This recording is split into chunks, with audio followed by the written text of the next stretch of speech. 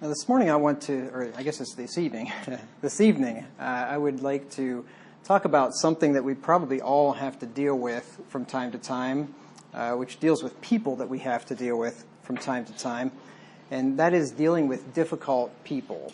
And I imagine that most of us have had this experience before of dealing with those that are difficult. It's maybe just slightly possible that some of us have even been those difficult people that others have had to deal with. I don't know, probably not among this group, but among the people out there in the world. I'm sure that they've probably experienced that. So what I want to do is I want to talk about how we go about dealing with people such as this, and we'll come across them in our lives. A lot of times it could be family members, could be friends, could be coworkers, could be bosses, could even be church members. You'll run across them if you haven't already in your lives. The word difficult is actually not found in the Bible. You just get yourself out a Bible program and do a search. You won't find that word, but you will find a synonym of it in the Bible that you'll probably recognize, and that is the word froward. Now, I'm going to define froward for you here, and you're going to see that it actually uses the word difficult right in the definition. So we're talking about the exact same thing here. Froward is disposed to go counter to what is demanded or what is reasonable, perverse, difficult to deal with, hard to please, refractory, ungovernable, also in a wider sense, bad, evilly disposed, naughty, the opposite of toward. So a froward person, by definition, is someone who is difficult to deal with, someone that's hard to please, someone that just likes to do the opposite of anything that's asked of them. You've probably met people like this. You've probably worked with people like this. And what I want to look at today is how we deal with such people. Try to get along with them as best we can, and in some cases protect ourselves from them, because some people are exceedingly difficult and can be quite toxic in our lives. Now, I want to get your attention before I get into how to deal with difficult people. And I want to put the fear of God in you, because the Bible teaches that people that are difficult to deal with are evil. So the next time you are difficult to deal with, remember that the Bible teaches that people that are difficult to deal with are evil. Now, these are not my words. These are God's words. Let's turn to Proverbs chapter 2 and verse 12. Proverbs chapter 2 and verse 12. Once I noticed, when I was researching this topic, when I realized that froward means difficult to deal with, all of a sudden it really opened up, because the Bible has a lot to say about froward people, and then all of a sudden this became a full sermon. Proverbs 2 and verse 12, it says, "To deliver thee," this is what God gives us wisdom for, "to deliver thee from the way of the evil man, from the man that speaketh froward things." There's a man that's difficult to deal with. He speaks froward things. He's a man that's hard to please, refractory, ungovernable. You want him to do something, he'll just refuse to do it just for the sheer fact of just saying no, just because he likes to be like that. Somebody like that is disposed to be difficult is an evil man. That's what the Bible says here. And then if we continue reading in verses 14 and 15, it says, "Who rejoice to do evil and delight in the frowardness of the wicked." So other wicked people, other froward people delight in other froward. Other froward people. They delight in the frowardness of the wicked. Like misery likes company kind of idea. If you find a person that's exceedingly difficult, they probably like to watch other people be difficult towards others. They like to egg on the guy that wants to just give their boss the gears and just bucket everything that they're told to do. That's an evil person. Verse 15, "Whose ways are crooked, and they froward in their paths." So there's 3 times evil people here in Proverbs chapter 2 are described with the term froward. And then if you turn over to Proverbs chapter 6 and verse 12, Proverbs 6:12, it says, "A naughty person, a wicked man," we're talking about an evil person here, "walketh with a froward mouth." Once again, somebody who is difficult to deal with. He's going to mouth off every time he's given instructions, every time he's given an order, every time he's given a task to do at work, he's going to have something to say about it. He can never just say, okay, yes, sir, and do it. He's got to have something to say about it. That's an evil person. Now, if that fact didn't get your attention, this one surely will.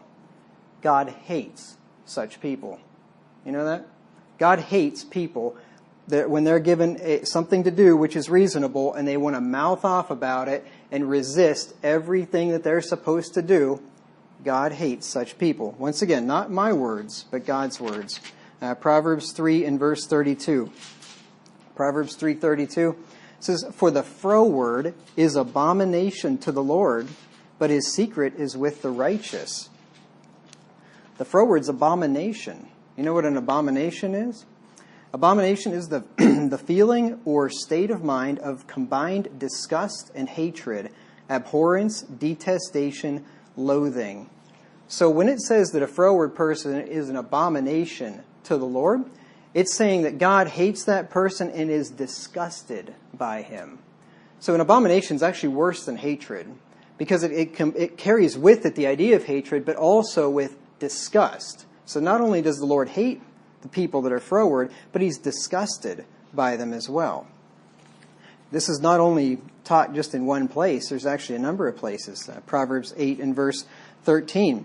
This is the wisdom of God speaking here in Proverbs chapter 8. And it says, "The fear of the Lord is to hate evil, pride and arrogancy and the evil way, and the froward mouth do I hate."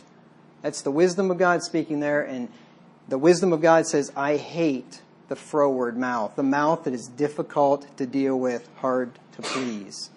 Let's look at one more. Proverbs 11 and verse 20. Proverbs 11 and verse 20.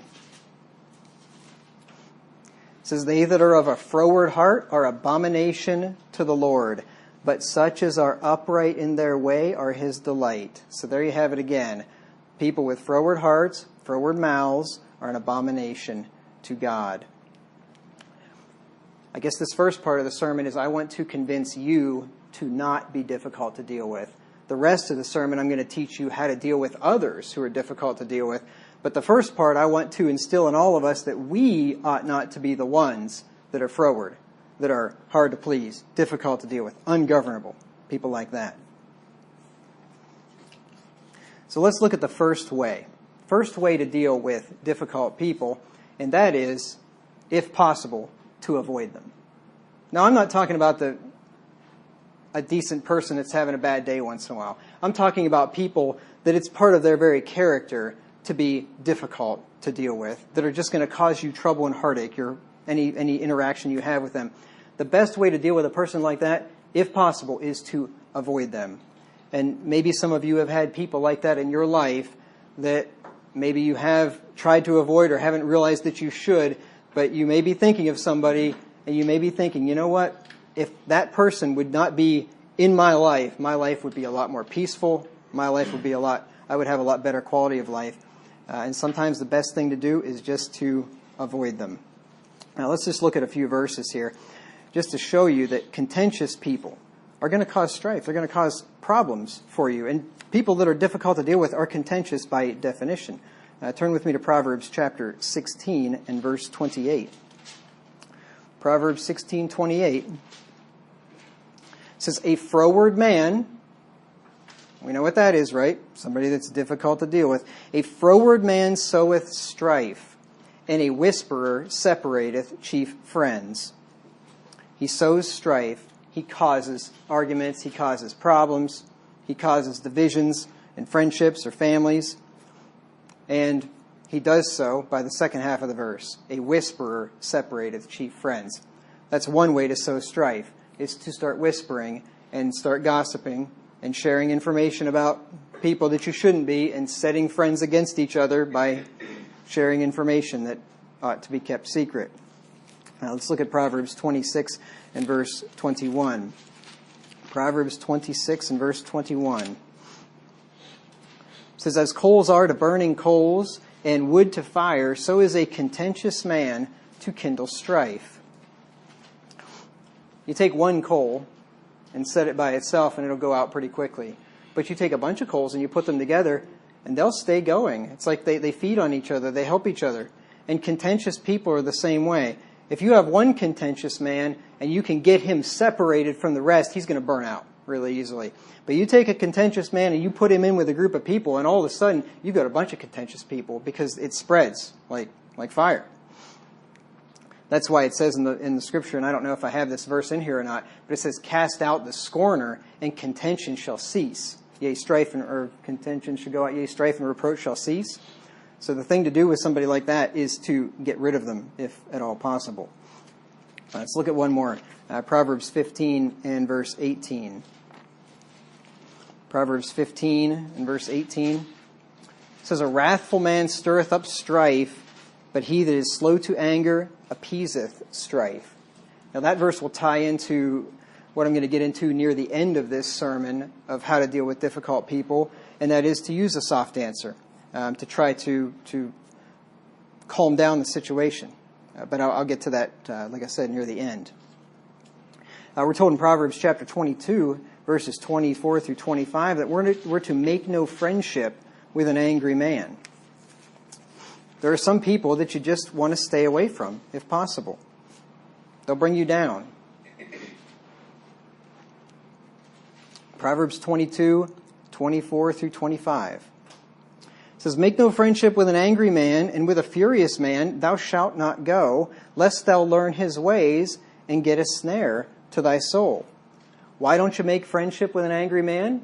It says lest. Lest means to prevent or guard against. So to prevent or guard against you learning his ways and getting a snare to your soul. If you hang out with people that are difficult and froward, you may find yourself starting to act like that. This is especially true with teenagers. You take a teenager that was raised in a decent home, and if he has decent friends, he'll be all right, usually. But you take a teenager raised in a decent home, and then you let him become friends with some froward teenagers, and before you know it, that stuff rubs off very quickly, and then he ends up becoming like them.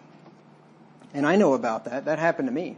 I was raised in a decent home, and I ended up following the ways of my friends and getting involved in things that I should not have. But I didn't have this good Bible teaching back then either, so that would have certainly helped. Proverbs 13 and verse 20 says that a companion of fools shall be destroyed. Proverbs 13:20. He that walketh with wise men shall be wise, but a companion of fools shall be destroyed. So your friends are going to rub off on you. You have good friends, wise friends, that'll rub off on you. If you have foolish friends, that will rub off on you as well. That's why it's really important with, as I say again, with teenagers and young people, to encourage them to have good friends. I don't know if any of you have teenage children anymore, but anyway, you may have grandchildren or you may know people that do. You may be able to share some of these things with them and save them some trouble. Of course, a famous verse on this topic would be 1 Corinthians 15:33, which tells us that evil communication corrupts good manners. 1 Corinthians 15 and verse 33. "Be not deceived." There's a reason why that verse opens up with those three words. It's because people think that they can disobey this verse and they'll be all right, that it won't happen to them. So Paul opens up with, "Be not deceived. Evil communications corrupt good manners." You think, "Oh, I'm a Christian. I've been a Christian for a long time. I know the Bible. I can hang out with fools and they're not going to affect me." Be not deceived.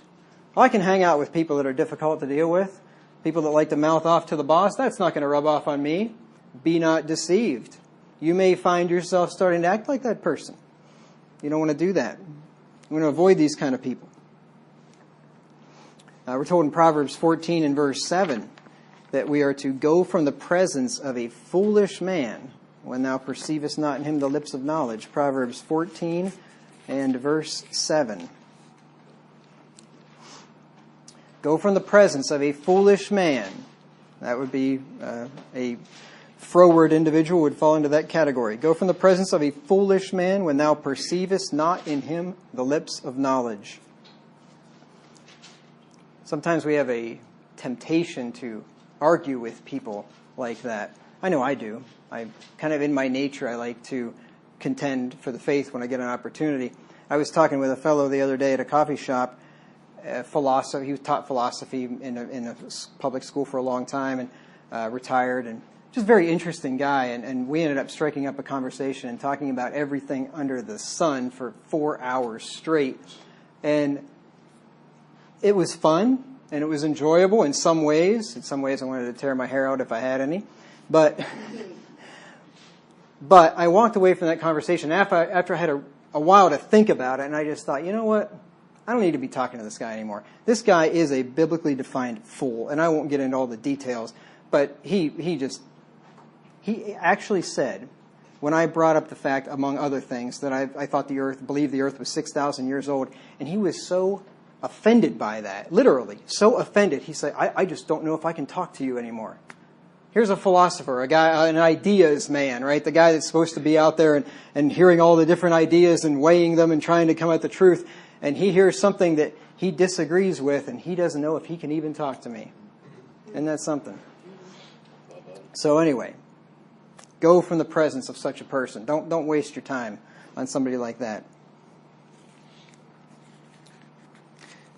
And if you do end up running with riotous men, like a froward person, you will end up being ashamed. Let's look at Proverbs 28 and verse 7. Proverbs 28 and verse 7 says, "Whoso keepeth the law is a wise son, but he that is a companion of riotous men shameth his father." Now, maybe you're old enough that your father's not even alive anymore, but you have a heavenly Father, don't you? You could bring him to shame by running with riotous men, by hanging out with these types of foolish people. What can happen is like what happened to Lot, where he was among a bunch of fools, and they ended up vexing his righteous soul. In 2 Peter chapter 2, 7 through 8. This is the danger of spending too much time with people that are difficult to deal with. It can end up causing you trouble and affliction. 2 Peter 2, 7 through 8.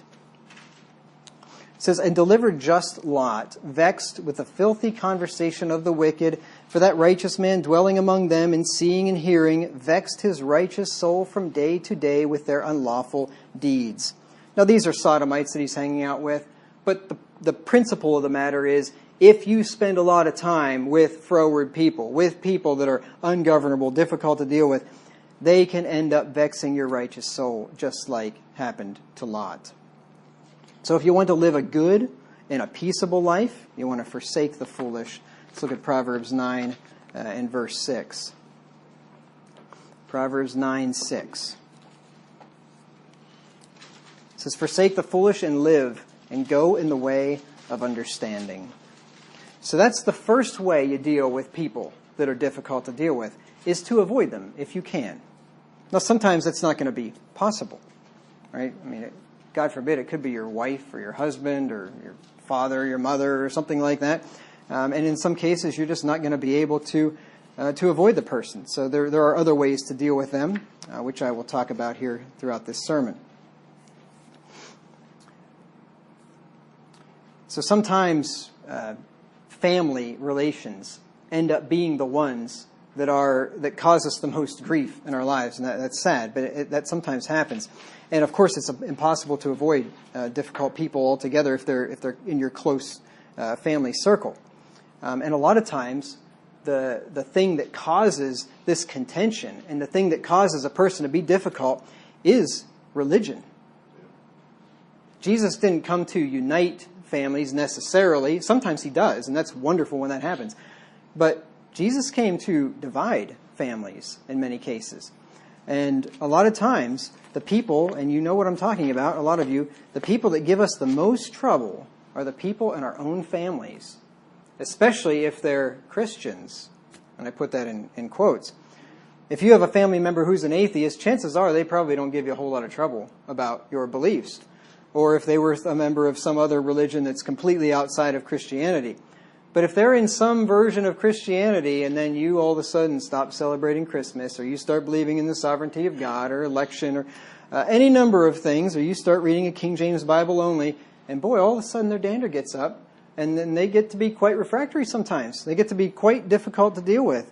And they will do anything and everything in their power to try to get you out of this religion that you're now in. They don't want you to be part of that. Maybe deep down it makes them feel a little bit guilty because maybe they're feeling some pricks of the heart because you're pointing out some things that they're doing wrong and they don't feel comfortable about that, but they also don't want to change because this is the religion that I've grown up in. This is what I've known my whole life, right? So all of a sudden that contention comes out and they become quite difficult. Matthew 10, verses 34 through 37. Matthew 10, 34 through 37. Jesus said, "Think not that I am come to send peace on earth. I came not to send peace, but a sword." You see, a sword divides. A sword does not unite, it divides. The Bible talks about the dividing asunder of soul and spirit, referring to the Word of God, sharp as a two-edged sword, talking about the Lord Jesus Christ. There in Hebrews 4:12, I believe it is. Verse 35, "For I am come to set a man at variance against his father, and the daughter against her mother, and the daughter-in-law against her mother-in-law, and a man's foes shall be they of his own household. He that loveth father or mother more than me is not worthy of me, and he that loveth son or daughter more than me is not worthy of me." So sometimes, as Jesus just said, the ones closest to us in our own families are going to be the ones that cause us the most grief. And in those cases, like I said, we just can't just avoid them entirely, so we have to learn how to deal with them. Difficult bosses or coworkers can sometimes fall into this category. I imagine most of us have probably had a froward boss, a boss that was difficult in our lives. If you haven't, you've been blessed. But I think probably most people have. That's a common complaint that employees have, that their boss is a jerk. Sometimes the boss really is a jerk. Sometimes the employees are just bums, and the boss is trying to light a fire under them, and they perceive him to be a jerk. I think everybody ought to be a business owner for at least a year or so, and they would have a totally different view of the whole employment situation. When you're a business owner, you look at things a lot differently. You see it from the other side of the desk. But there are froward bosses out there. I got Bible for you here. 1 Peter 2 and verse 18. "And there have been people that have worked a job with a froward boss, a truly froward boss, for years and years and decades, because that's what the man had to do to put food on the table. Day in, day out, and he would go to work for a boss who was just a warthog. Just a terrible guy to work for, but sometimes that's just what a man's got to do. 1 Peter 2 and verse 18, "Servants, be subject to your masters with all fear, not only to the good and gentle, but also to the froward." You see, the Bible recognizes here sometimes you have good bosses that are gentle and good. Sometimes you have froward, difficult to deal with bosses. But the Bible's commandment is here to be subject to them, whether they're jerks or whether they're nice guys. He goes on in verse 19, "For this is thankworthy, if a man for conscience toward God endure grief, suffering wrongfully." It's thankworthy. You're going to be blessed by God if you endure grief wrongfully by a difficult to deal with boss. You'll be blessed for that. Now, that doesn't mean that you have to continue working a job where you are working for a boss that's a froward man. You have the option. We're not indentured servants here. You have the option to quit and go somewhere else. But sometimes that's not an option. So sometimes you're just going to have to figure out how you're going to deal with a person like that. Sometimes the only answer is you just endure it. You just suck it up and drive on. You have no other choice. And if you do that, God will bless you. I just read you the verse. And sadly, sometimes even church members can be difficult to deal with. Church members are redeemed, saved by grace, but they're not perfect. I think we probably all realize that. I mean, you ever look in the mirror? You know the church members, the one that's speaking to you included, are not perfect. And sometimes church members are going to be difficult to deal with. There's going to be some personality types that are naturally going to clash. They're not going to meld together. Sometimes they're going to butt together a little bit. And we have to learn how to deal with each other as best we can. So in such cases, we want to try to implement these following biblical principles that I'm going to spend the rest of the time talking about here. So rule number 1, when it comes to dealing with difficult people, is that you must control the relationship. You must control the relationship. Because what often happens is the difficult person in your life, he or she is the one who controls the relationship. And you end up being led around like you have some ring in your nose, like you're some beast. And this person just kind of draws you all around wherever they want to. But you need to stop that. You need to be in control of the relationship. That's not always easy to do, but I'll give you some pointers on that here as best I can. You must set boundaries for difficult people. There's just some people that you just got to kind of set up a little wall, and you got to maintain a little bit of a distance. And you need to let them know where those boundaries are. Now, this could be distancing yourself from them socially or even geographically or physically. That could be necessary. And we have an example of that in Abraham and Lot, back in Genesis 13, 5 through 12. Abraham and Lot were related. Abraham was Lot's uncle. And Lot went with him when Abraham sojourned from his homeland there in Ur of the Chaldees, and they ended up in the land of Canaan, and they were so prosperous that the land just didn't have enough room for them all, and their herdmen were fighting with each other, and Abraham said, you know what, we just need to split, and Lot, you take whichever side of the road you want here. And Lot looked at the well-watered plains of Sodom and thought that looked good, so he chose that land to his chagrin later on. And Abraham took the other land. And this was a solution that worked for them. You know what? If you can't get along, just put some distance between you. Genesis 13, 5 through 12. It says, and Lot also, which went with Abraham, or with Abram, had flocks and herds and tents, and the land was not able to bear them, that they might dwell together, for their substance was great, so that they could not dwell together. And there was a strife between the herdmen of Abram's cattle and the herdmen of Lot's cattle. And the Canaanite and the Perizzite dwelled then in the land. And Abram, said unto Lot, let there be no strife, I pray thee, between me and thee, and between my herdmen and thy herdmen, for we be brethren.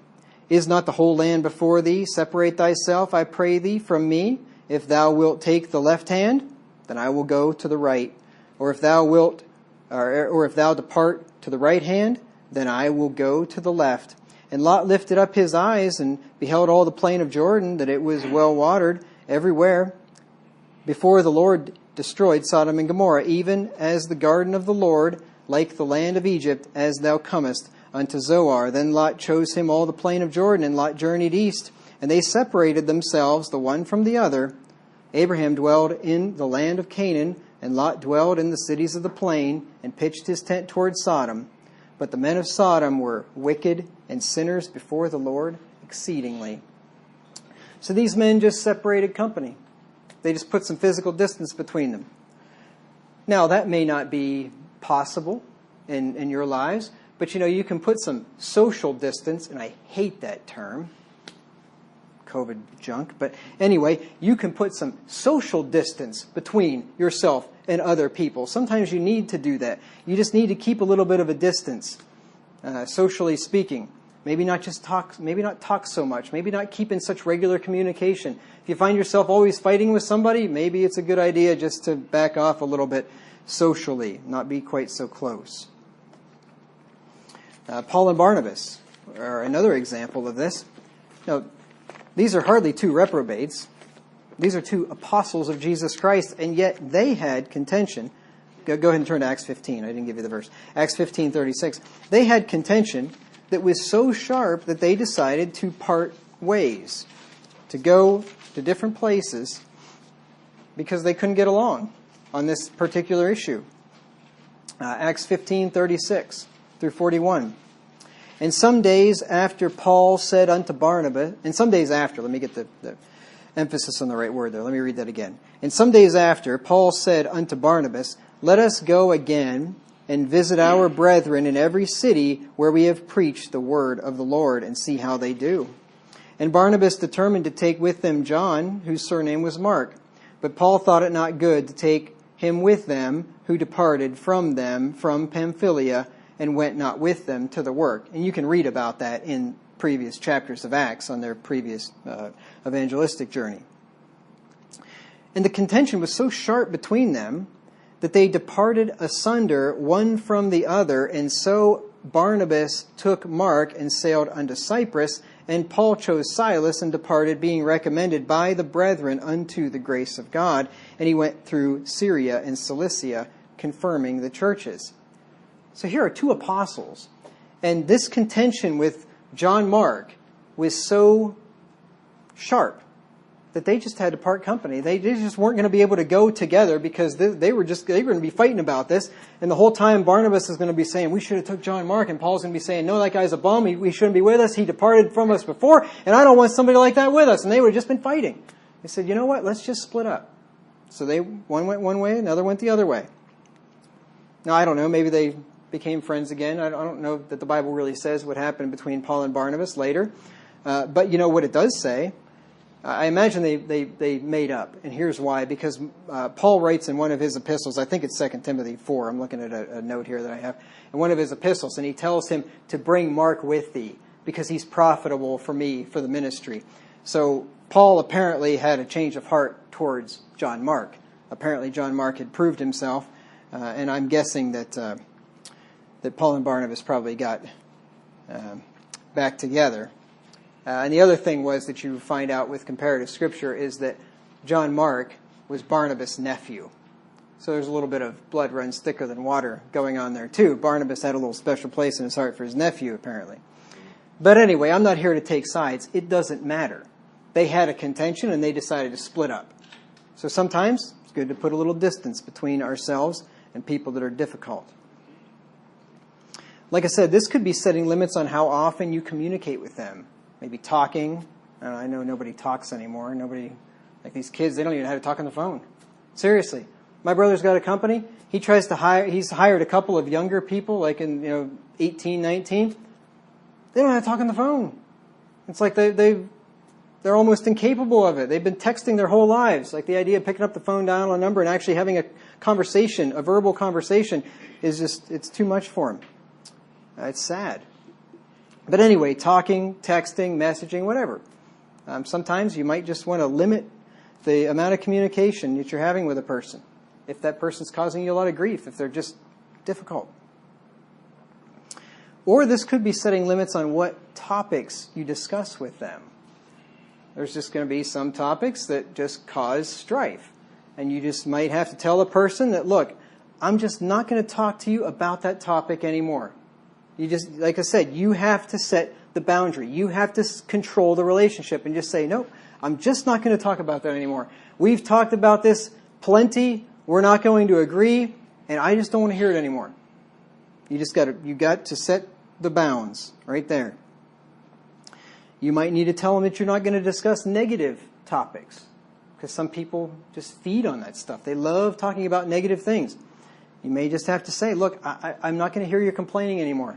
If you start to complain, we're just going to have to end this conversation. Talk another time. I'm not going to hear gossiping anymore. If I hear you talking about so-and-so anymore, we're just not going to talk. We're just going to end the conversation, because I've got to put up these boundaries here. Or backbiting or whining about things that they could change but won't, or whatever. Just say, you know what, I've told you 10 times how to fix that problem, and you keep whining about the same problem over and over again. I'm not going to talk to you about that anymore. That's it. Period. And you say, but what if they just keep on talking about it? Well, I got an answer for that too. I'll get to that in just a second. You might need to tell them that you will not entertain requests that you have already denied them. There are some people that just won't take no for an answer. I mean, you may have a boss that says, hey, I really need you to work this Sunday. You may just have to say, look, I've already told you, I'm not working on Sunday when we have church. I'm just not. And it may come down to it where you just have to say, look, just don't ask me again. I'm sorry. Do what you got to do, but I cannot work on Sunday. I'm not going to miss church. Or you could have a friend that wants to go out. Maybe you got a friend, maybe you're married, you have a family, and you got this friend that either he's single or maybe he just doesn't care about his family. And, oh, come on, let's go out. Come on, come out with us. You know, the buddies, we all want to go out. And you might say, I'm sorry, I can't. I got to spend time with the family. And he keeps asking you, we got to go out. And you just say, you know what? I've already told you no. I'm not going to entertain another request for that. I don't want to hear it anymore. Or you might have a friend that wants you to loan him money. I don't know if you've ever experienced that. And maybe you looked at the situation and you say, you know what? You don't need me to loan you money. You need to learn how to manage yours. I can help you with that, but I'm not going to loan you any money because you've shown me that you don't know how to manage yours. So you may need to just say, hey, I don't want to hear it. Don't ask me for money again. I'll give you financial advice. Don't ask me for money. I'll teach you how to fish, but I'm not giving you a fish for the rest of your life.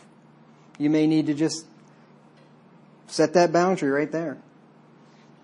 Or it could be your family saying, hey, why don't you come over for Christmas dinner with us? Oh, you don't have to give gifts, but just come over for Christmas dinner and you won't really be celebrating, right? You can just be there with the rest of us, just spend some family time. You told them no, and they just keep asking. You might just have to say, do not ask me about that again. Or I'm going to have to impose some boundaries on this relationship. Do not ask me that again. Or maybe you have family that are Catholic, and little Johnny was just born, and they want to get him christened in the Catholic Church, or baptized, as they call it, in the Catholic Church. And you might just have to say, look, I've already told you. I told you when little Susie was born 2 years ago, I won't do that, and I won't do it. Don't ask again. Don't ask me. I already told you. Now, what if they won't listen? What if they're just going to keep on you, just keep talking about the same things you told them I'm not going to talk to you about anymore? Well, you need to tell them that if they break your rules or cross your boundaries, then the conversation will end. You tell them right up front. You don't talk about this topic, this person, whatever, or the conversation ends. And you know what you tell them? I mean, if that doesn't work, now you got to stick with it. You can't make a threat. Never. It's like parenting. Never make threats that you don't follow through with. You parent, you make sure you threaten your children, you follow through with it, and don't threaten them with something you don't intend to follow through with. But with this person, it's difficult. You might say, if you gossip about so-and-so one more time, we're not talking for 2 weeks.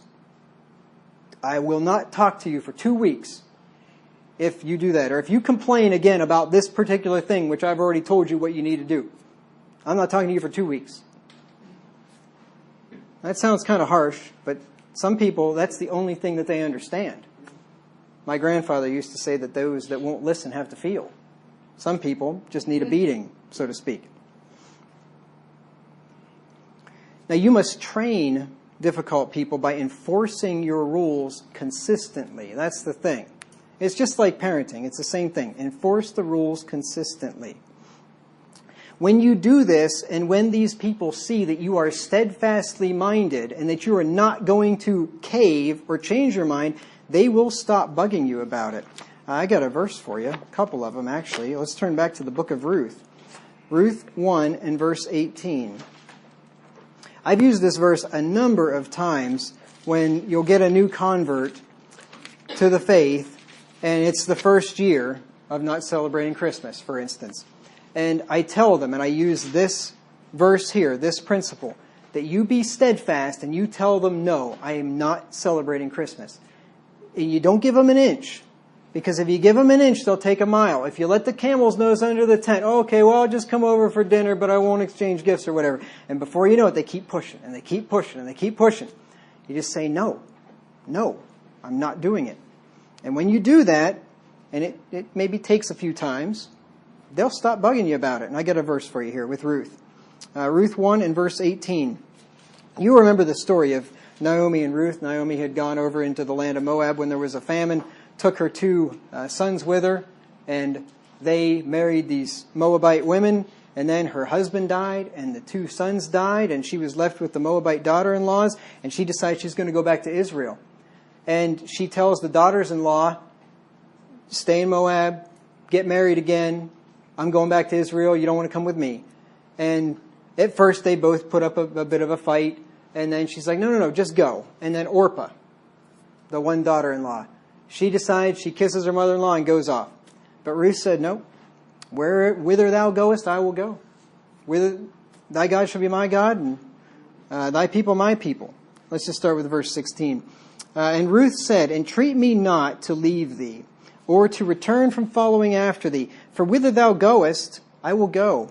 And whither thou lodgest, or where thou lodgest, I will lodge. Thy people shall be my people, and thy God my God. Where thou diest, will I die, and there will I be buried. The Lord do so to me, and more also, if aught but death part thee and me. When she saw that she was steadfastly minded to go with her, then she left speaking unto her. So if you let this person know in no uncertain terms, we are not talking about this topic again. I will not hear this complaining again. I will not hear this backbiting or this gossiping again. I will not loan you the money. Don't ask me. You make it perfectly clear, like Ruth did. And that person will stop bugging you. Usually. I mean, sometimes maybe you really have to get mean, but a lot of times just being firm in your resolve will be enough. Acts 21 and verse 14 is another example. These men were trying to talk Paul out of going to Jerusalem because they thought that bad things were going to happen to him when he went there, and they were right. But Paul wasn't hearing it. Paul was going to go, and they finally left him alone. Acts 21 and verse 14, and when he would not be persuaded, they ceased, saying, the will of the Lord be done. They just finally said, okay, all right, God's will be done. We put you in the hands of God. They stopped bugging him. But if you don't enforce your rules, you will allow these people to control the relationship. Because then, if you don't enforce the rules, they are in control. You told them, we're not talking, I'm not talking about any of this, I'm not hearing this gossip anymore, don't talk to me about it. And then they talk to you about it, and you don't enforce the rules, and you listen to it again. Guess who's in control of the relationship? You just set a rule, they broke the rule. Who's in control? They are. Right? You've got to enforce the rules. You must follow through with whatever consequences you tell them they will face if they break the rules or cross the boundaries. Like I said, I won't talk to you for 2 weeks if you bring up this topic again. But when you say that, don't say it flippantly. You think that through and you be ready that the next time they broach that rule, you're ready. 2 weeks, I'm not answering the phone. And that might be hard. But I'll bet you they'll get the message. They start calling, they get your voicemail for 2 weeks in a row. And they remember, oh, he said 2 weeks. And then, 15 days later, you pick up the phone when he calls. He might get the point. She might get the point. Like, boy, this guy means what he says. And then, don't let them make you feel guilty by their manipulation. Oh, well, I forgot. I forgot. Sorry. I warned you. I gave you multiple warnings. Don't let them make you feel guilty, because they will. All right, now the next one, this is kind of where we have to increase how we deal with them to try to control this. And that is to be prepared to walk away from the relationship when possible. Now, this isn't always going to be possible. If it's a husband or wife, I don't recommend doing that, obviously. Unless it was like an abusive relationship or something just absolutely terrible.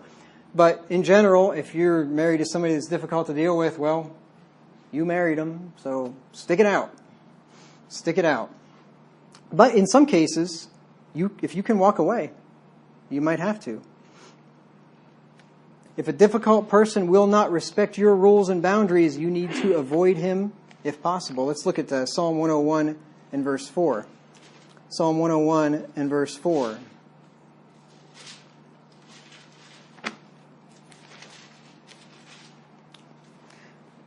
David said, "A froward heart shall depart from me. I will not know a wicked person."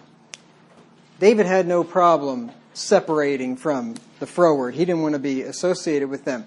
So he'd be okay with walking away from a toxic relationship if he needed to. And we should too. This is very important to do in the case of dating a difficult person.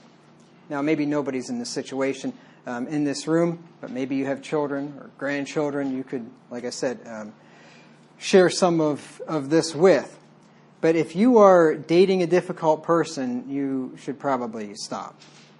Because bad character traits will only get worse after marriage. Do I have a witness?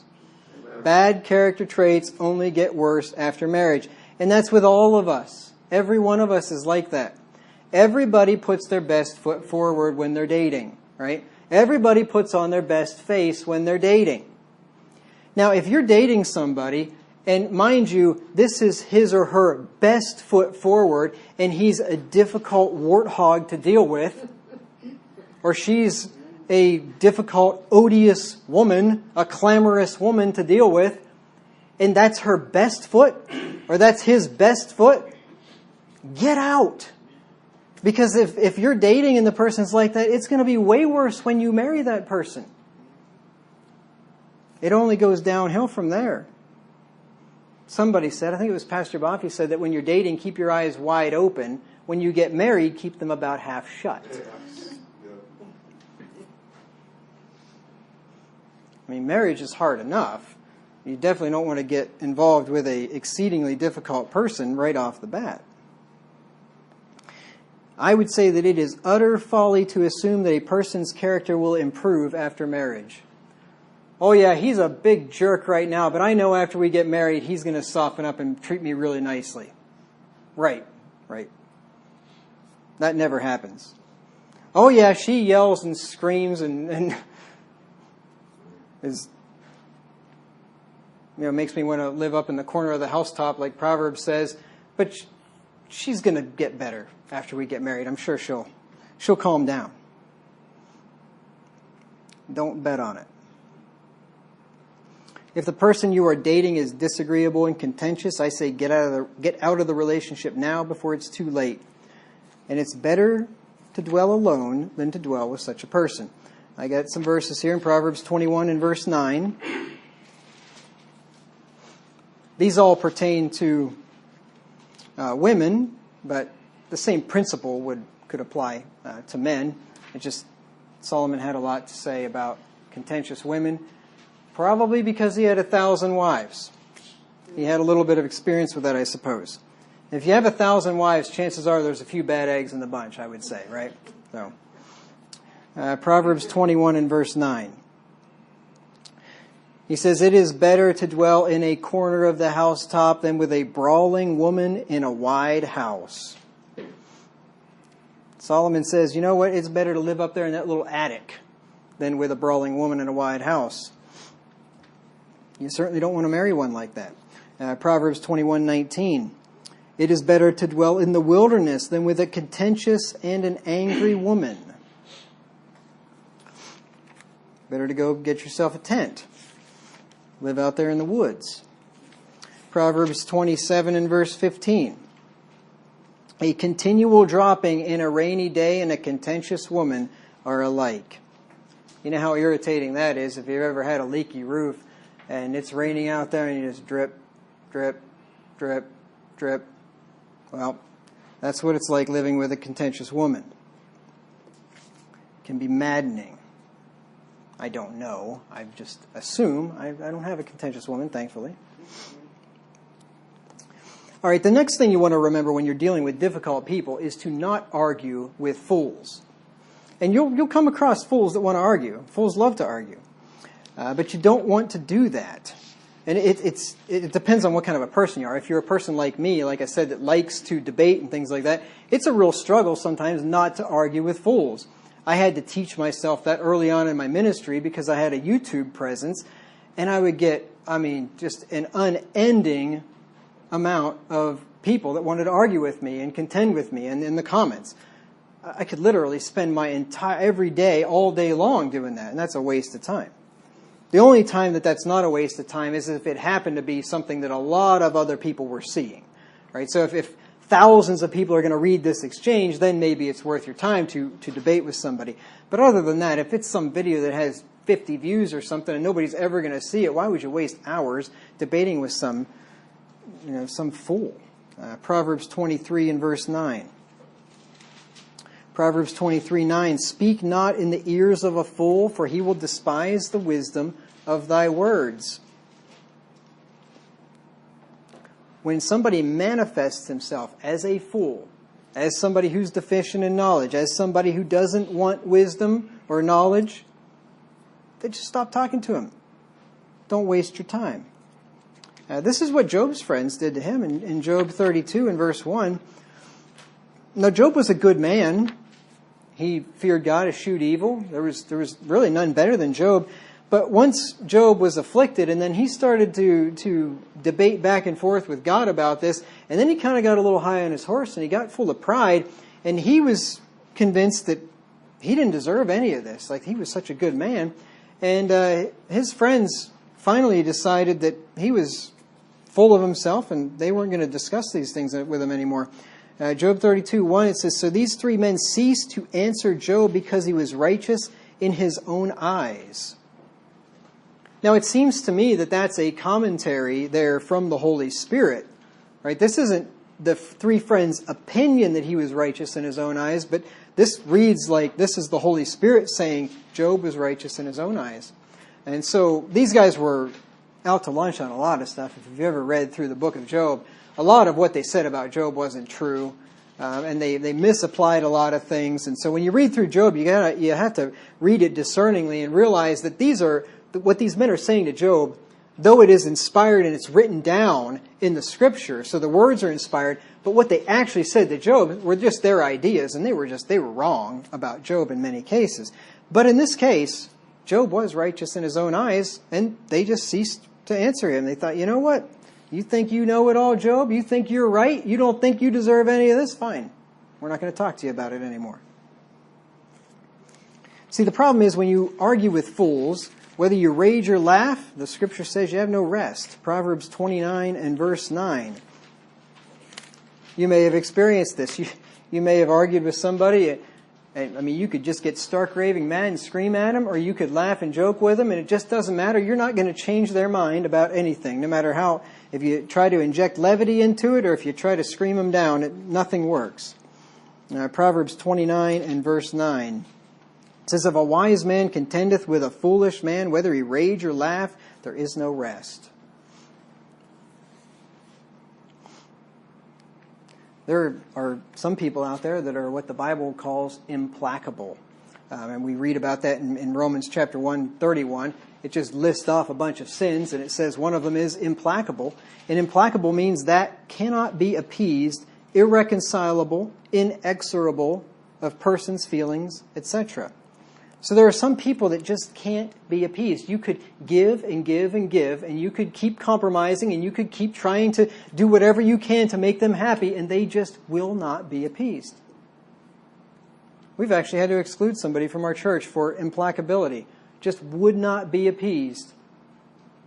Wouldn't even contact me back. I was just trying to write to her and just ask if everything's okay, what's going on. Just refused communication. Would not be appeased. There are some people, like Abigail's husband Nabal, that are just so foolish that they can't even be spoken to. 1 Samuel 25 and verse 17. 1 Samuel 25 and verse 17. It says, now therefore know and consider what thou wilt do, for evil is determined against our master, and against all his household, for he is such a son of Belial, that a man cannot speak unto him. I believe this is his own wife saying this. I believe it was. Or else it was somebody about, I think it was. Anyway, yeah. So here's a guy that's such a fool. This is what Belial, or not Belial, this is what Nabal, his name means. It means folly. So such as his His name is, folly is with him, she said, there in 25, let's see, 25. 1 Samuel 25. Let not my Lord, I pray thee, regard this man of Belial, even Nabal, for as his name is, so is he. Nabal is his name, and folly is with him. This must have been some baby that was born that his parents would name him Folly. I don't know what a newborn baby could have done that was so utterly stupid that his parents would name him a fool, but that's what they did. So apparently he really had quite the nature. But anyway, here's a guy you couldn't even speak to him. When you find a guy that you can't speak to him, you know what you do? Don't speak to him. Leave him alone. You don't want to bend over backwards for difficult people. You ever notice that's what often happens? Some person's a difficult person, and what do people do in general? A lot of times, they'll bend over backwards for that guy. You might have in a team of people at work, and one guy is very froward, very difficult to deal with, and what's everybody do? Bend over backwards to try to make this guy happy. It may be like that in a family. One sibling or one uncle or somebody in the family is very difficult to deal with, and what does the whole family do? Try to bend over backwards to appease that guy. Why do we do that? That doesn't make any sense. Don't bend over backwards for them. Some people are going to be offended no matter what you say or do. Let's turn to Matthew chapter 11, 16 through 17. Matthew 11, 16 through 17. But whereunto shall I liken this generation? This is Jesus speaking. It is like unto children sitting in the markets, and calling unto their fellows, and saying, We have piped unto you, and ye have not danced. We have mourned unto you, and ye have not lamented. So here's people that they piped, they tried to make them happy, they played them some music, they wouldn't dance. They mourned and lamented, and they mourned and they couldn't get them to lament. It just didn't matter what they did. Try to make them happy, try to plead with them and be sad. You're not going to change them. They're just not going to be appeased. People like this are going to condemn you if you don't eat or drink something. The next verse. Jesus said, For John came neither eating nor drinking, and they said, He hath a devil. So here's John. He doesn't drink any wine, any alcohol, and they say he's got a devil. There's some people like that out there. Maybe you say, you know what, I'm not going to drink. I'm not drinking any alcohol at all. And some people are going to say, you teetotaler? What are you, holier than thou? You self-righteous hypocrite? You think you're better than us? Just because you're not going to drink? Well, then you might think, okay, well, that didn't work. Maybe the next time I'm just going to have a drink around them just to try to appease them. Verse 19, Son of Man came eating and drinking, and they say, Behold, a gluttonous man and a winebibber, friend of publicans and sinners. But wisdom is justified of her children. So now you decide, you know what, I'm not going to drink because I told these fellows I wasn't going to have a drink, and they accused me of being self-righteous. Now you go and have a drink, you know what they do? You drunk, you alcoholic hypocrite. Right? Some people you just can't appease. So you know what you do with people like that? Whatever you want. Just don't worry about what they think. There are some religious people that are like that. Just seems like you're not going to be able to make them happy, so they're going to be offended. Just do whatever you want, as long as it's not sinful. So when you meet a person who cannot be pleased, don't try to please them. They will never be satisfied with any concessions that you make. You ever notice that? When you meet somebody like that, it doesn't matter how much you try to concede, how much you try to make them happy. You ever notice that they're never quite happy, that they always want a little bit more? That's the nature of man, for one thing. Proverbs 27 and verse 20, it says, Hell and death are never full, so the eyes of man are never satisfied. Right? So when you meet somebody like that, just let them alone. This is what Jesus taught. Matthew 15, 12 through 14.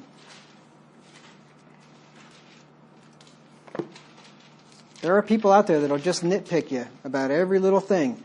And pastors experience that from time to time. Sometimes, thankfully, it's not very often, but sometimes there are just some people, they get in the church and they just want to nitpick and just pick at this and pick at that and complain about this and complain about that, and they always have something to say.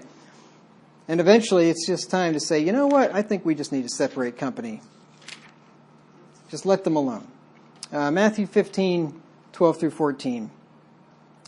Then came his disciples and said unto him, Knowest thou that the Pharisees were offended after they heard this saying? But he answered and said, Oh, tell them I didn't mean it. Tell them I'm sorry. I didn't mean to offend them. Bid them my apology, please. Is that what he said? But he answered and said, Every plant which my heavenly Father hath not planted shall be rooted up. Let them alone. They be blind leaders of the blind, and if the blind lead the blind, both shall fall into the ditch. Now imagine that. What would most preachers do these days? Maybe a preacher gets up there and preaches a hard sermon, and somebody comes up and said, You know what? Boy, that group of people there in the back, they were offended. Most preachers would say, Oh, well, let me talk to them about it. Let me see if I can make them feel better. Let me see if I can tell them I really didn't mean what I said. What's Jesus say? Let them alone. They're blind leaders of the blind. The Pharisees were a great example of people that were difficult to deal with. You couldn't please those people no matter what. Constantly trying to catch Jesus in his words, trying to twist his words around, trying to use it against him. You don't want to waste your time with people like that. So sometimes we have to interact with difficult people. We don't have a choice. Maybe your boss at work, or maybe a spouse, unfortunately, maybe your children, maybe parents, who knows what. But there are situations where you just have to interact with people that are difficult to deal with. So what do you do? Well, I have a few suggestions here. The first thing is you want to always try to use a soft answer. Proverbs 15 and verse 1. This is great advice just for relationships in general. Hard to do, because when you get irritated about something, the last thing you want to do is give a soft answer. You usually want to give somebody a piece of your mind. My dad says, be careful doing that, because you don't want to divide up something that small. No. Proverbs 15 and verse 1. A soft answer turneth away wrath, but grievous words stir up anger. You ever notice that? You ever get into a fight with your spouse? I know none of you guys do, but have you ever heard of people that get into fights with their spouse? And the time when you actually remember, soft answer, and your spouse is mad at you, and he or she's really giving you the gears, and you give a soft answer back, and all of a sudden it just diffuses the situation. That ever happened to you? It does, doesn't it? Or maybe it's the other way around. Maybe you're the one that's really mad, and then your spouse just answers softly, and it just totally calms you down. Right? It works. It really does. But grievous words stir up anger. Now, we've all experienced that too, right? Your spouse is mad at you, and then you come back with the same exact tone and volume. Yeah, what does that accomplish? Just a longer fight, that's all. The next thing, you want to make sure you control your temper at all times when you're dealing with a difficult person. Because if you don't control your temper, you are going to do yourself harm. You're going to do the relationship harm, and nothing good is going to come about of that. Proverbs 14 and verse 29. We need to learn to be slow to speak and slow to wrath. Proverbs 14 and verse 29 says, He that is slow to wrath is of great understanding, but he that is hasty of spirit exalteth folly. See, you show me a man that when he gets provoked and he is slow to wrath, and that's a hard one. That's really hard. But you show me a man that can do that, and I'll show you a man that's of great understanding. This is a wise man. Likewise, you show me a man that's hasty of spirit. He gets mad quickly, and I'll show you a fool. That's what that verse says. Of course, you probably are familiar with the words of James chapter 1 along these lines. James 1, 19 through 20. James 1, 19 through 20. Wherefore, my beloved brethren, let every man be swift to hear, slow to speak, slow to wrath, For the wrath of man worketh not the righteousness of God. Now most of us are the opposite, if we're not very careful. Right? Most of us are swift to wrath, swift to speak, and slow to hear. And you know it's true. Most of the time when you're having an argument, are you really hearing what the other person is saying, or are you just, quote, listening long enough until you can say what you want to say? Right? You know it's true. See, the problem is if we don't have rule over our own spirits, we will do harm to ourselves. Proverbs 25 and verse 8. Especially important when dealing with a difficult person is to have rule over your spirit. Don't allow that person to get your goat.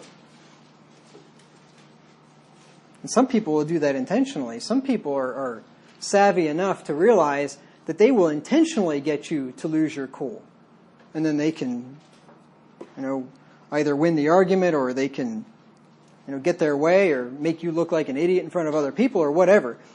Some people don't just do it by accident. They actually do it on purpose. Proverbs 25 and verse 28. He that hath no rule over his own spirit is like a city that is broken down and without walls. You see, in these days when Solomon wrote this, cities were protected by their walls, right? This is before the days of cannons and missiles and all that kind of stuff. So you want to protect the city, you build a big wall around it. If a city has no wall, it has no protection, right? Well, the person that has no rule over his own spirit is like that city that has no protection. They're just wide open for attacks and assaults.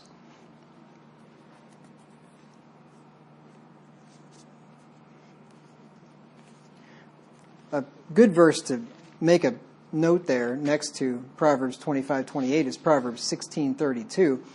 These two go like a hand in a glove. It's a good idea to have a note made there, I think. Proverbs 16:32 says, He that is slow to anger is better than the mighty, and he that ruleth his spirit than he that taketh a city. So the man that doesn't have control of himself is defenseless like a city without a wall. But the man that ruleth his spirit is strong. He's able, like the man that could take a city. So it's very important to keep control of our tempers when we're dealing with difficult people. The next thing you want to do is try to steer the conversation in a non-confrontational direction. Because you know how some people are. You can tell that when the conversation starts to move in that direction, you know where it's going, right? Because it's happened so many times before. So you try to steer that conversation in a non-confrontational direction. You want to avoid talking about subjects that are going to set them off. Because everybody's got their topics, right? You know, you can push the button. You can just talk about a certain thing. You're going to get them mad. Well, so avoid talking about things like that with them. Don't respond to comments that are designed to cause a fight. Because some people are really good at that. They just know what to say. Oh, you act just like your mother. Well, right there. I mean, you say something like that, you're going to cause a fight, right? Well, don't respond to comments that are going to cause fights. I got a verse for you. Proverbs 20 and verse 3. It says, It is an honor for a man to cease from strife, but every fool will be meddling. Sometimes I think this has worked in our marriage. Maybe you're having a fight or something. You remember that verse. It is an honor to cease from strife. You just say, you know what? We both had our say. We've both been fighting about this for a while. And if somebody just says it's an honor to cease from strife, let's just call a truce. We're just going to stop arguing right now. You'd be amazed at how well that works.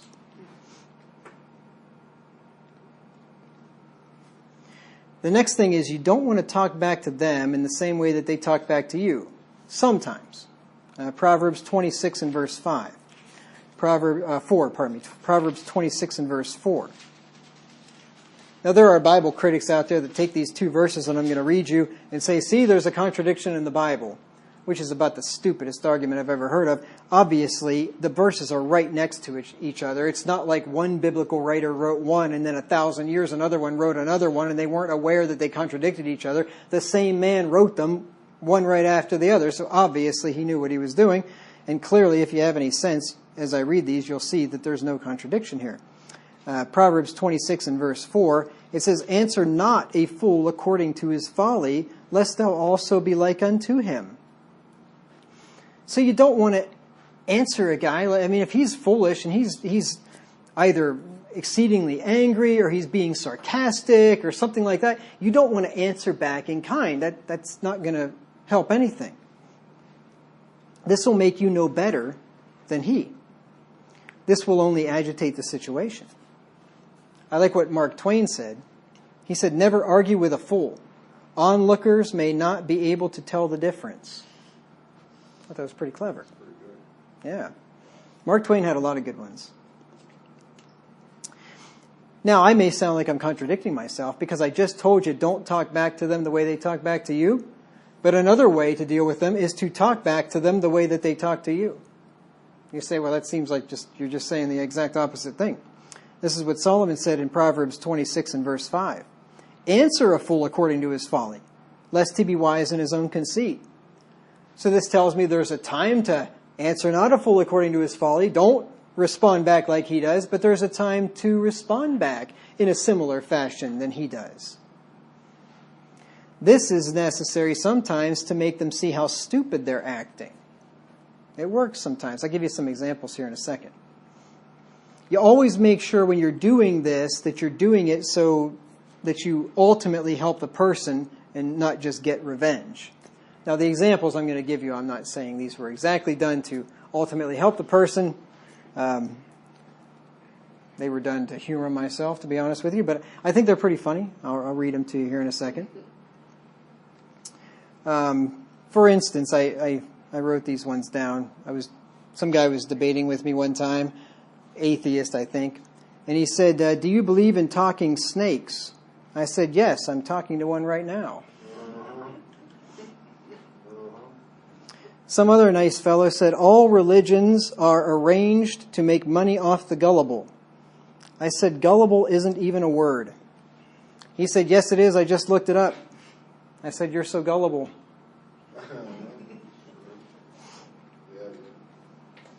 And then some guy, he said, "So what? An unborn child shows no cognitive activity and thus cannot feel, etc." He's defending abortion. He's saying, unborn child, it doesn't matter. They can't feel anything. They have no cognitive function. Doesn't matter. You can just kill them. No big deal. I said, "Your comment shows you have no cognitive activity as well. Should it be legal for someone to smash your skull with forceps and tear your limbs off one by one like they do to babies in the womb?" That's answering a fool according to his folly, lest he be wise in his own conceit. So there is a time to do what Solomon said there, to answer them back the way that they answer you. In other words, to be froward to them when they're froward to you. And yet you might think, well, that's not right. We're not supposed to render railing for railing and evil for evil. But you know what? God, He'll be froward with people that are froward with Him. Psalm 18 and verse 26. Psalm 18 and verse 26.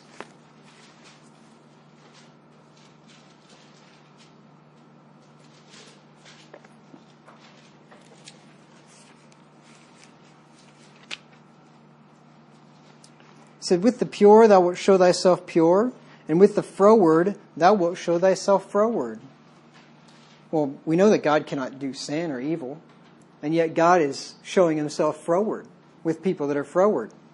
So there is a time, if we're following the Lord's example, that when somebody is being difficult to deal with, well, sometimes we need to be difficult to deal with. I mean, just think about parenting, right? You have a child that's going to be very rebellious, very difficult, and exert his or her will, and what do you do as a parent? Do you give in to it and allow him to get his way, or do you be more difficult? You say, you want to be bullheaded? I'll show you. I'll be more bullheaded. I will win. Right? So there's a time to be difficult to deal with when you're dealing with somebody like that. And then lastly, when possible, try to live peaceably with all men. The first option should not be to contend with people, right? The first option is to try to get along with people. And, just a little bit of kindness, humility, gentleness really can go a long way. Romans 12 and verse 18. Romans 12 and verse 18. The Apostle Paul writes, "If it be possible, as much as lieth in you, live peaceably with all men." Now there's a lot in that verse. First of all, if it be possible, which tells us that sometimes it's not possible to live peaceably with all men. There are going to be some men which you just can't live peaceably with. Otherwise, the Bible wouldn't say if it's possible, if there are times when it's not possible. So there are some people that it's just going to be impossible to live peaceably with. But then secondly, as much as lieth in you. That tells me it's hard to live peaceably with some people. As much as lieth in you, that's like with every ounce of strength you have, try to live peaceably with all men. I mean, that tells me that there's going to be some people out there it's going to be really, really hard to live peaceably with. But it's possible with some of them. And then live peaceably with all men. Not just those who you like or those you get along with naturally, but all men. So we should try, as much as lieth in us, as much as we can, to try to get along with people. But this is especially important in the church, and he's writing it to a church. In the church, I mean, yeah, you do everything you possibly can to try to get along with people. If there's ever a place where everybody should get along, it's in church. Now, there's always going to be difficulties, but we really ought to try. Hebrews 12 and verse 14. Hebrews 12 and verse 14. It says, "Follow peace with all men and holiness, without which no man shall see the Lord." Follow peace with all men. So this is not just with believers. It's not just, people that you're really close with, but just all people. Try to be peaceable. There's no reason to, when you're on the highway and some guy is trying to merge into your lane, and just to run up there and nose your car right into the next car and just not allow him to get in. What's the point of that, right? Try to live peaceably with all men. I mean, that's just a small example, but you see stuff like that all the time. There's just so much contention out there, and there's no need for it. The next thing you want to do is pray for people. If you come across a very difficult person, that person needs prayer. There's something going on there that person needs help with. And maybe you can't change him, and you probably can't. You pretty much can't change anybody but yourself, and even that's pretty hard. But God can change him, so pray for him. Matthew 5 and verse 44. Matthew 5:44. "But I say unto you, love your enemies, bless them that curse you, do good to them that hate you, and pray for them which despitefully use you and persecute you." So, I mean, you're talking about people here that are very harmful, not easy to get along with, people that are actually persecuting you, despitefully using you, and we're supposed to even pray for them. And that's hard. I'm not going to say it's not. Like I said, these people obviously have spiritual and emotional problems that are manifesting in their contentiousness. There's something going on inside, and they need prayer. And they also need mercy. Remember to have mercy. In James 2 and verse 13. James 2 and verse 13. This will be my last verse for you. James 2:13. "For he shall have judgment without mercy that hath showed no mercy, and mercy rejoiceth against judgment." So if we want to have mercy, we need to show mercy. If we don't have mercy on others, we will have nothing but judgment. We won't have any mercy from the Lord. The Lord's been very merciful to us. We ought to be merciful to each other, even to froward people. Try to understand them and uncover the root of their contentious attitude. Sometimes there's something going on there. There's some underlying reason why they have this contention. And I know we're not all psychologists, and or none of us are. I don't know if any of you are. I'm certainly not. But anyway, we may not be all that good at figuring things out like that. But, a little bit of trying to understand the person might go a long way. If you do this, you just might be able to help the person to heal. Now, there's some people, like Paul said, if it be possible, which means it's not possible. There's some people that maybe after you've done all these things and you really try to live peaceably and you prayed for them and you try to help them and they're just not going to change. Then you got to do some of the other things, set up those boundaries and make the rules and maybe even just separate company entirely. But always start with the trying just to be nice with the soft answer, with those kind of things first. So anyway, I hope that's helped somebody out. I'm sure we've all dealt with people like this, and I hope that maybe you can put some of these things into practice and maybe make your life a little bit better with that special person out there that gives you a hard time.